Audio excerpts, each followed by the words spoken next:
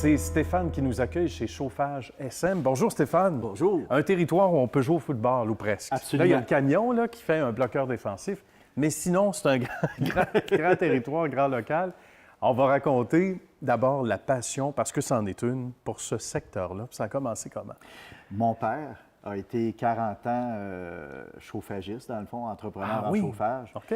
Et puis, moi, depuis que je suis petit bonhomme, ça a l'air que la première fois que j'ai été à côté d'une fournaise, j'avais 3 ans, j'étais assis sur le coffre d'outils à mon père. Ah bon? Puis mon père, dans ce temps-là, il travaillait pour la compagnie BP, puis il avait une casquette, pareil, une casquette de policier. Comme à l'époque des uniformes. La On main- voit oui, moins là. ça maintenant, mais Ouais. ça avait quelque chose de... Puis moi, j'étais assis, puis je le regardais travailler, puis OK. ça a commencé là. Ça a l'air que c'est là la première fois. Bien. Puis après ça, ben là, mon adolescence, les journées de congé, l'été, j'embarquais avec lui, puis on faisait des nettoyages de fournaise, ces choses-là. Fait que, Et c'est le métier qui rentre dans ce temps-là. Souvent, on sous-estime ça en disant, oui, mais mon fils m'a suivi, etc.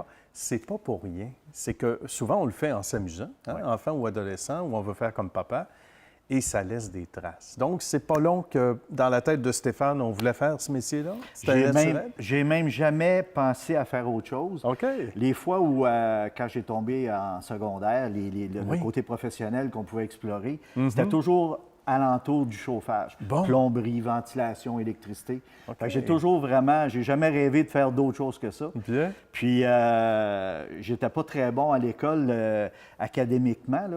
Mais par contre, à la minute que je tombais avec des outils puis tout ça, là, c'était là. Puis, fait que je pense que c'est le plus bel héritage que mon père m'a donné, c'est ça, parce que la passion, lui, il l'avait aussi. C'était un gars qui était très honnête, très intègre. Il était bien réputé dans son domaine. C'est important. Fait que moi, la porte était ouverte pour moi après pour la continuité. Excellent. À quel moment s'est fait ce passage-là, ou à quel moment s'est fait la passation du pouvoir? On va Quand dire mon comme ça? père, parce que mon père, c'était un patenteux. Lui, il disait pas que c'était un inventeur, c'était un patenteux. Un patenteux, comme on disait. Fait qu'au travers de son métier, ben là, à un moment donné, la nuit, il dormait presque jamais. Fait que là, tu arrivais dans le salon, tu voyais juste un bout de cigarette allumé. Puis là, la boucane, puis là, il pensait. Fait que, mais à un moment donné, il s'est retiré du chauffage. Et puis là, il s'est mis à faire des barrures pour des fenêtres, en tout cas. Il y avait toujours un paquet de bébelles. Bien. Puis finalement, ben c'est ça. Moi, je voulais continuer dans le chauffage, mais là, je n'avais pas les cartes à ce moment-là. Mais dans les années que j'ai commencé, en 86, dans le fond, on avait la chance de pouvoir être qualifié par une autre personne. Puis moi, ben, c'est sûr que ça a été mon père. Ouais. Ben, aujourd'hui, ça ne se fait plus, mais ça m'avait donné un coup de pouce pour partir. Je comprends. Puis là, ben, ça a parti de là. Puis les qualifications étaient là depuis longtemps. De toute façon, on suivait papa depuis des années. Donc, on le disait, c'était naturel. Qu'est-ce qui a le plus changé, Stéphane? Parce que la technologie entre dans la danse il y a déjà plusieurs années. Qu'est-ce qui est le plus marquant comme différence entre 86 et aujourd'hui, 2017 à peu près? Bien là, définitivement, tout le côté écologique rentre de plus en plus. Les gens pensent énergie verte, les contaminations causées des fois par un réservoir à l'huile qui coule, puis tout ça, fait que ça devient impopulaire pas mal. Fait que là, la technologie, elle s'est beaucoup améliorée.